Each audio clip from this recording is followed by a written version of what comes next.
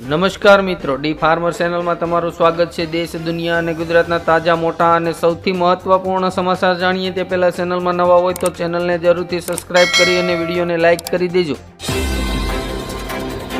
ત્રીજા વિશ્વ યુદ્ધના એંધાણ નેતન્યાહુની ધમકી પર ગુસ્સે થયું ઈરાન, પરમાણુ બોમ્બની ધમકી આપી। અધિરંજન ચૌધરીનો બફાટ, કહ્યું અદાણી અંબાણી પૈસા નથી આપતા એટલે કોંગ્રેસ નેતાઓ તેમની વિરુદ્ધ બોલે છે। છત્તીસગઢના બીજાપુર નજીક જંગલમાં પોલીસ અને નક્સલવાદીઓ સામે ગોળીબાર, 12 નક્સલવાદીઓનો ઠાર। પીઓકેમાં પાકિસ્તાન સામે વિરુદ્ધ પ્રદર્શન, ઝંડા સાથે લોકો કરી રહ્યા છે વિરોધ। છત્તીસગઢની 6 લોકસભા સીટોની 15 વિધાનસભા સીટો પર મતદાન 80% પાર। ભાજપ આગામી 10 વર્ષમાં સત્તામાં નહીં આવી શકે, ઓડિશાના સીએમનો મોટો દાવો। ભાજપને 220 બેઠકો મળશે, સરકાર નહીં બનાવી શકે, સીએમ કેજરીવાલનો મોટો દાવો। પીએમ મોદીએ બંગાળમાં 5 ગેરંટી આપી, મમતા બેનર્જી અને વિપક્ષ પર કર્યા આકરા પ્રહાર। દેશભરમાં મફત વીજળી, મફત શિક્ષણ અને મફત સારવાર જનતા માટે કેજરીવાલે આપી 10 ગેરંટી। સુરત ડાયમંડ બુર્સમાં બાકીની 300 દુકાનોને વેચવા સામે મનાઈ હુકુમને ગુજરાત હાઈકોર્ટે રદ બાતલ ઠરાવ્યો। બીજેપી સમર્થકોએ દિલ્હીમાં શીખ યુવાનોની બાઇક રેલી કાઢી। કેજરીવાલના નિવેદન પર જેપી નડ્ડાનો પલટવાર, કહ્યું નિષ્ફળતાનો અહેસાસ થતાં જ વિપક્ષો પરેશાન। હવે વધુ શ્રદ્ધાળુઓને મોકલવા જોખમી યમુનોત્રી ધામની યાત્રા સ્થગિત કરવા પોલીસની અપીલ। રાજકોટમાં ક્ષત્રિય સંકલન સમિતિના સભ્ય પીટી જાડેજાના હવે સૂર બદલ્યા। પુસ્તકના નામ પર હંગામો, મધ્યપ્રદેશ હાઈકોર્ટની કરીના કપૂરને નોટિસ, ધાર્મિક લાગણીઓ દુભાવવાનો આરોપ। પુષ્પા સ્ટાર અલ્લુ અર્જુન સામે નોંધાયો આચારસંહિતા ભંગ કરવાનો કેસ। દિગ્ગજ મહિલા સાંસદનું ભાજપમાંથી રાજીનામું, પાર્ટી પર લગાવ્યો ગંભીર આરોપ। પાવાગઢમાં હવે મંદિર સુધી રોપવે લગાવવાની સરકારે આપી મંજૂરી, દર્શનાર્થીઓને મળશે લાભ। તિહાર જેલમાંથી બહાર આવ્યા બાદ કેજરીવાલે પીએમ મોદી પર લગાવ્યો ગંભીર આરોપ। લાખો લોકોને મતદાનથી વંચિત રાખનાર નિલેશ કુંભાણીએ કહ્યું, મેં કોંગ્રેસ સાથે 2017નો બદલો લીધો। પેલેસ્ટાઇનને યુનોનો સભ્ય બનાવવા ભારતનું ખુલ્લેઆમ સમર્થન, 143 દેશે આપ્યો સાથ। 28,000થી વધુ ફોન કરાશે બ્લોક, સરકારનો મોટો નિર્ણય, 20 લાખ મોબાઈલ નંબર પર લટકી તલવાર।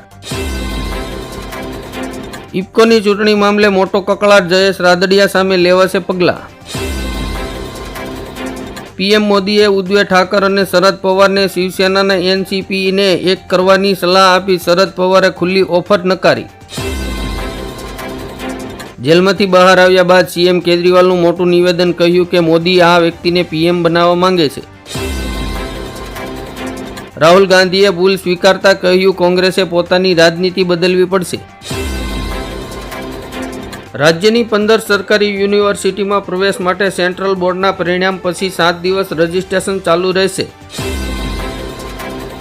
કેનેડાથી રશિયા સુધી 6 દેશોમાં નેટવર્ક દુર્લભ ગેંગના લોકો હવે લોરેન્જ ગેંગમાં જોડાઈ રહ્યા છે। પ્રજ્વલ રેવન્ના યોનિ શોષણ કેસની લીલી ઝંડી આપનાર ભાજપ નેતાને કસ્ટડીમાં લેવામાં આવ્યા।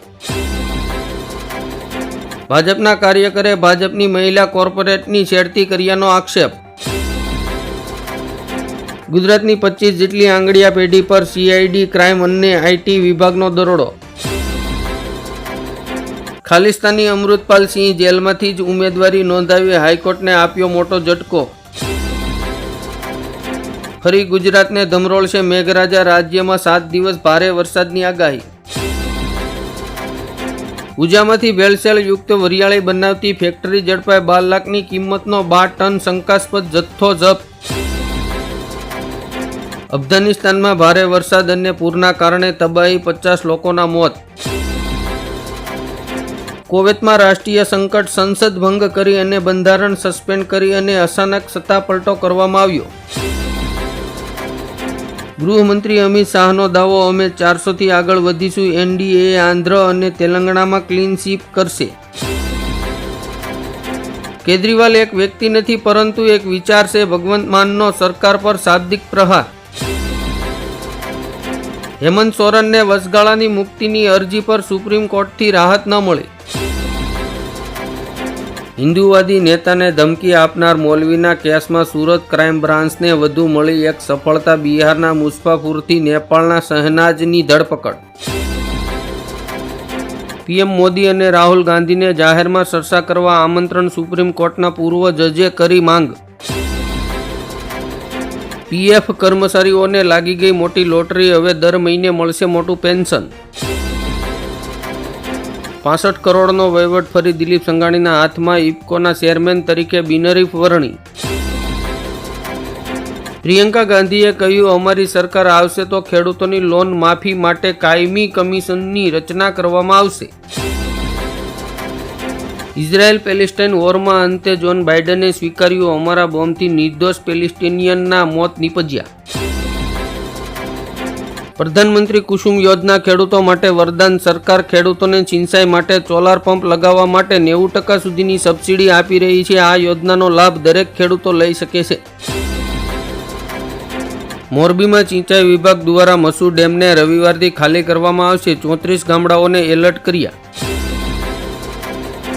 રૂપાલા વિવાદનો પડઘો. હરિયાણામાં ભાજપના ક્ષત્રિય નેતાનું રાજીનામું. લોકસભા ચૂંટણી મોદીના હાથમાંથી સરકી રહી છે. રાહુલ ગાંધીનો દાવો. પન્નુ કેસમાં રશિયા આવ્યું. ભારતના સમર્થનમાં અમેરિકા પર લગાવ્યો મોટો આરોપ. ભૂમાફિયાઓને મોટો ઝટકો. લેન્ડ ગ્રેબિંગ એક્ટને ગુજરાત હાઈકોર્ટે આપી લીલી ઝંડી. ગેરકાયદેસર અમેરિકામાં ઘુસાડવાના ષડયંત્રનો પર્દાફાશ. ગુજરાતના 4 એજન્ટોના નામ ખુલ્યા. હિન્દુ નેતાઓને ધમકી આપનાર મૌલવીના ભાઈની પૂછપરછ. તપાસ એજન્સીની એક ટીમે નેપાળ શરૂ કરી તપાસ. બેંક કર્મચારીઓ માટે અગત્યના સમાચાર. હવે બેંક તરફથી મળતા લાભ પર ચૂકવવો પડશે ટેક્સ. અમરાવતીથી ભાજપના ઉમેદવાર નવનીત રાણી સામે કેસ નોંધવામાં આવ્યો. 15 સેકન્ડ માટે પોલીસ હટાવી દો. ઓવીસીના ગઢમાં ભાજપ નેતા નવનીત રાણીની ધમકી પર વિવાદ. કેબિનેટ મંત્રી નીતિન ગડકરીનો જોરદાર પ્લાન. ખેડૂતો દ્વારા બનાવેલા ઈંધણ પર ચાલશે વાહનો. પેટ્રોલ ડીઝલનો જમાનો ગયો. ભારતની લોકસભા ચૂંટણીમાં અમેરિકાની દખલગીરી. રશિયાના દાવાથી ખળભળાટ. શિક્ષણ સચિવ અને પ્રાથમિક શિક્ષણના ડાયરેક્ટર સહિતના અધિકારીઓને હાઈકોર્ટની કન્ટેમ્પ્ટ નોટિસ. રાહુલ ગાંધી સામે ફરિયાદ. બંધારણ બદલવાના દાવા અંગે રામદાસ આઠવલ્લાએ ચૂંટણી પંચને કરી ફરિયાદ. આજથી ચારધામ યાત્રાનો પ્રારંભ. 22 લાખથી વધુ શ્રદ્ધાળુઓ નોંધાયા. ભારતીયોને રશિયા યુક્રેન યુદ્ધ ક્ષેત્રમાં મોકલતા માનવ તસ્કરી નેટવર્કમાં કથિત રીતે સામેલ 4 લોકોની ધરપકડ. પોરબંદર ભાવનગર રેલવે રૂટ પર બંધ કરાયેલી ટ્રેન 2 માસ બાદ પુનઃ શરૂ.